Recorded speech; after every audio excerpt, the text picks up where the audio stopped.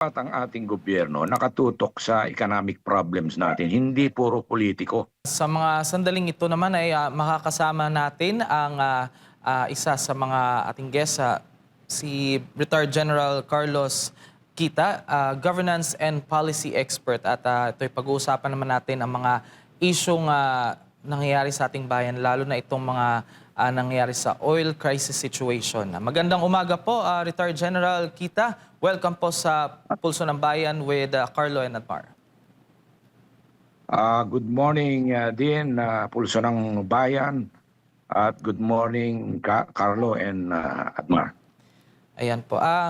Ngayon po ay nasa ilalim po ang bansa natin sa oil crisis situation at ito na may tinutugunan ng ating pamahalaan, pero marami ring nagsasabi at marami ring nagpapahayag ng kanilang hinaing na parang reactive ang naging tugon ng ating gobyerno sa ngayon. Ano po ang inyong masasabi or assessment ninyo po sa pagtugon ng gobyerno sa oil crisis situation na apektado ang lahat ng sektor nating lipunan? Yung sa sitwasyon ngayon, na nagkaroon na ng crisis dahil nga doon sa pangyayari sa Middle East, no? Actually, talagang nagiging reactive yung ating gobyerno where dapat ang bawat gobyerno ay may kanya-kanyang contingency plan earlier. No? Sa military, laging ganyan, no? Sa amin, experience namin sa military. And also, lalo na sa gobyerno, kahit nga sa different agencies, when we prepare plan, there should always be a risk assessment. And correspondingly, the agency and in general, the government as a whole should have a contingency plan for any crisis situation. So in this case, dapat na-anticipate ito. Pero ang lumalabas, nagiging reactive tayo. Lalo na ngayon, dapat imbis na tanggalin yung excise tax para bumaba ang ating price ng mga fuel. Ang nangyayari, ayuda. Ayuda na naman. Ayuda ang gusto nila dahil directly nagbe-benefit itong mga trapo, yung mga politiko. No? Kasi kung sino yung nag-repair sa kanila, may mga listahan yan. Doon sila nagmamano, itong mga mamamayan. No? Yun lang muna. Ayan po. Well, kaugnay pa rin po ng issue ng oil crisis situation, sir, ay ano naman po ang inyong masasabi ngayon dahil nga po sa kabila ng mga nangyayari ngayon sa ating bansa ay parang inatupag pa rin ng ating pamahalaan itong pag-impeach kay Vice President Sara Duterte dahil nga ngayon ay ang issue ay nagkakaroon ng pagdinig or yung parang ongoing yung impeachment proceedings sa House Committee on Justice. Ano po sa tingin niyo or ano pong masasabi ninyo kaugnay po sa issue ito? Dapat bang unahin muna ng gobyerno itong nangyayari sa ating bansa o politika? Ano po ang inyong komento? Yung pang isa, dapat ang ating gobyerno nakatutok sa economic problems natin, hindi puro politiko. Ito, sinimulan nito from the very start yung politics na ina-attack lahat ng mga kalaban ng kasalukuyang administrasyon. Lalo ngayon dapat bitawan na muna ito at i-prioritize yung mga problema sa ating bansa gaya ng economic problem dahil dito nga sa pagtaas ng krudo. And other economic problems, pagtaas ng bilihin, yung inflation, dapat yan ang mga tinututukan. Hindi itong ating House of Representatives nakatutok pa rin sa impeachment.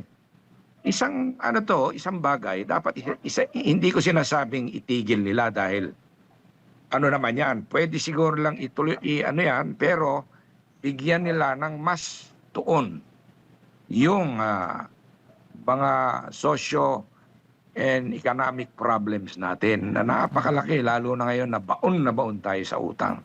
ang inflation rate natin napakataas na. And yung buying power, according sa study, no, ay ng ating pera ay bumaba ng no less than 15%, no. So pababa pa yan expectedly. So yon yung dapat immediately ang action ng gobyerno is yung excise tax tanggalin, no. Pati yung VAT tanggalin. Ba't sinasabi nila malaking ilang 200 billion plus daw ang mawawala? Eh actually nga nung pagtaas kumita sila ng doble dahil dumoble yung presyo ng fuel. Yung obviously dumoble rin yung kinikita ng gobyerno. Eh kahit na 50% lang muna nila, o better yet, talagang tanggalin. Sa ibang bansa, ganun ang ginawa, no? So ngayon, ayuda pa rin sila nakapokus para sa kanila ang tingin ng mamamayan. Sila yung iboboto sa susunod. Yun, no? Ayan po. At well, maraming nagsasabi na regarding nga sa kung tatanggalin nga itong mga tax or excise tax lalo na sa produktong petrolyo, maapektuhan ng kita ng gobyerno dahil nga po ay nakabase lang din yung pondo ng isa sa mga pinagkukuhanan ng pondo ng pamahalaan itong mga tax.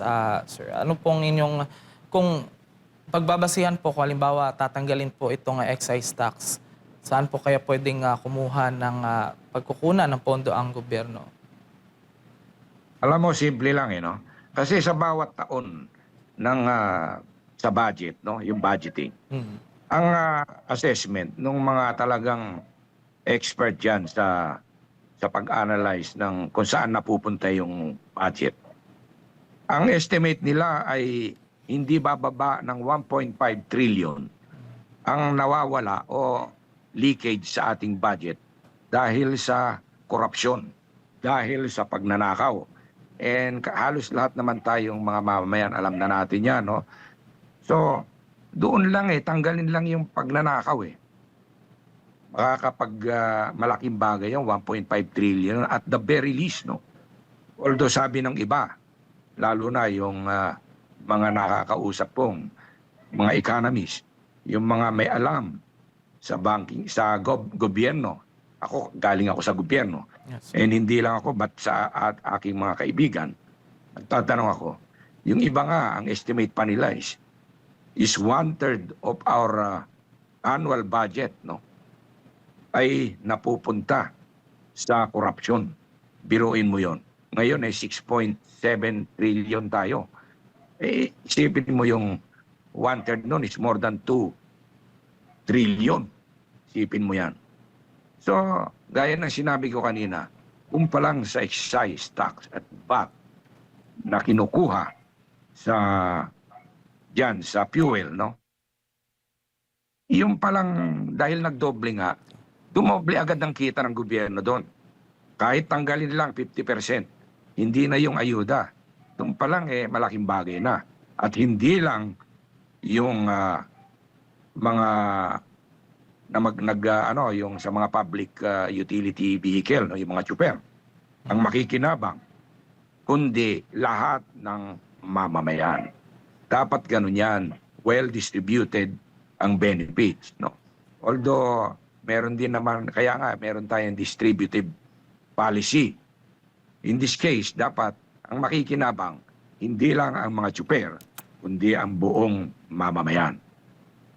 Opo, General, magandang umaga. Si Admar po ito, no? Napag-uusapan din nga yung benepisyo or tulong para naman dun sa mga middle income na apektado rin nito po, General. Payag din po ba kayo doon na mahanapan din ng pamamaraan na sila rin ay makabenepisyo? Kasi hindi lang naman po yung mga, sabi nyo nga, hindi lang mga tsoper, hindi lang mga magsasaka ang apektado nito.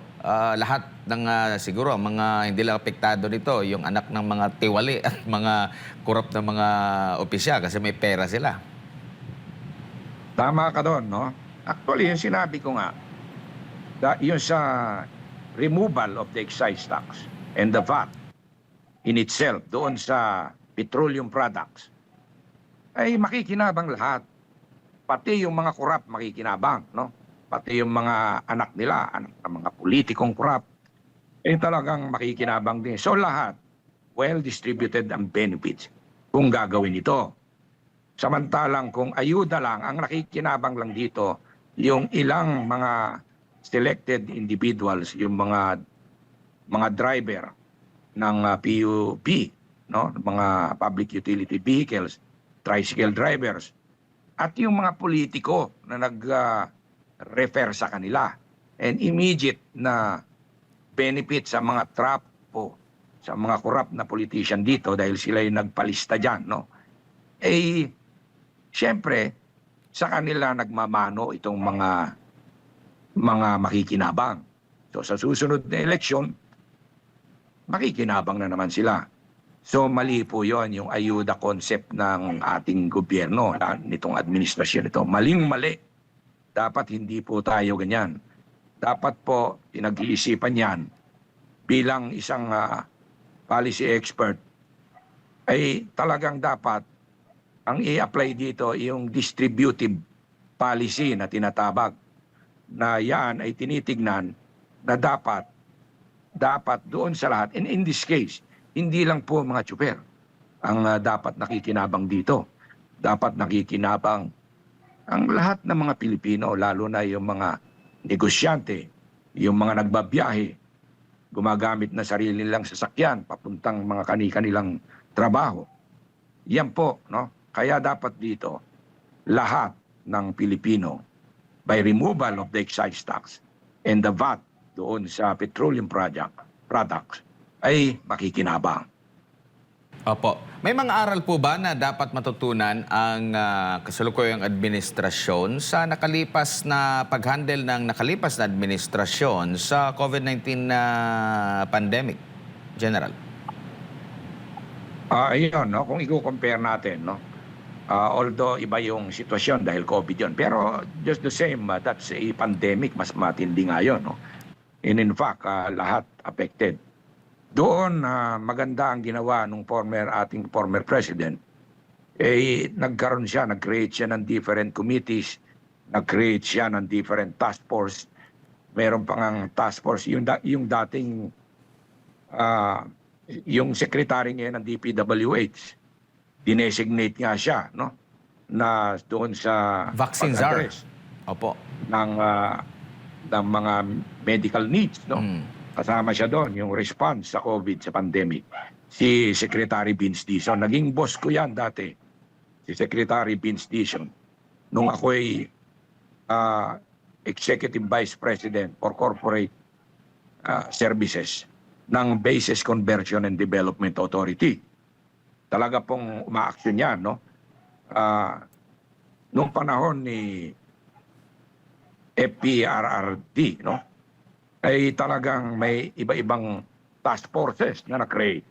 In fact, ako as Undersecretary ng ARTA, ng Anti-Red Tape Authority din, ay member ako ng isang task force doon nga sa COVID response. Every week yan, nagmi-meeting kami via Zoom, no? Talagang doon dinidiscuss yung mga policies, what actions need to be taken. Dapat ganoon maagap, hindi reactive, no? Bago pa mangyari ang isang problema ay talagang pinagtutuunan ng pansin. Yun ang malaking diferensya. Ito reactive. Yung dating gobyerno under Duterte is proactive. Yun ang big difference nila. Proactive versus reactive. Opo. May nakikita ba kayong crisis mismanagement sa kasalukuyan po, General? Yes, ito example is itong fuel crisis na nangyayari. Ay biruin mo ang ahensya na may tumututok dapat dito ay yung Department of Education. Pero eventually akalain mo ba nung hearing si Secretary Garin wala, tapos nung dumating patulog-tulog, no? Inaantok. Tapos nung tinanong yung taga-DOE, eh, kung tinututukan ba nila, paano nila matututukan ang isang problema na kung ang isang ahensya ay pumapasok sa loob ng 1 linggo, instead of 5 days, 1 day lang ang pasok nila. And dahil nga flag racing, every Monday lang po sila. Wala pong ahensyang gumagawa niyan. Merong gumawa lang yan noong panahon ng COVID. Pero that was during the pandemic, no? Work from home. And eto, kineri over ng DOE. Ang nagpre-prevail lang nung matapos ang pandemic ay yung pwede, ang option is 4-day work, no? Ang DENR, 4-day work yan, no? Yung iba nagme-maintain ng 4-day work, yung iba 5 days. Pero first time in history na dapat, kung ganun din lang ang gagawin, dapat i-abolish yung na yan, Department of Energy na yan. Kasi isang beses, isang araw lang papasok. Yan ang mga taong walang pakialam sa problema ng ating bansa. Dapat araw-araw pumapasok, lalo na itong problema na to. So ang lesson learned dito, ang mga tao natin dapat hindi reactive, kundi proactive, and laging on the ground. When I say on the ground, nandoon sa field, nasa opisina, nagtatrabaho, hindi work from home. So matotal, General, parang hindi natin ramdam kung ano yung epekto nung idineklarang energy crisis or energy emergency. Ayaw nilang tawaging crisis eh. Energy emergency yung kanilang titulong ginamit. Pero after nung deklarasyon, parang wala pa rin bang naging resulta? Parang deklarasyon lang? Yun na nga eh. Pinagtatalunan pa nila yung kung crisis ba to o emergency. Actually, semantics lang yan, no? Ang susunod dyan, actually, is disaster. After a crisis, pag hindi yan natugunan ng maayos, kumbaga sa level from emergency to crisis to disaster. Ang susunod natin is disaster. Hopefully, hindi tayo pupunta doon.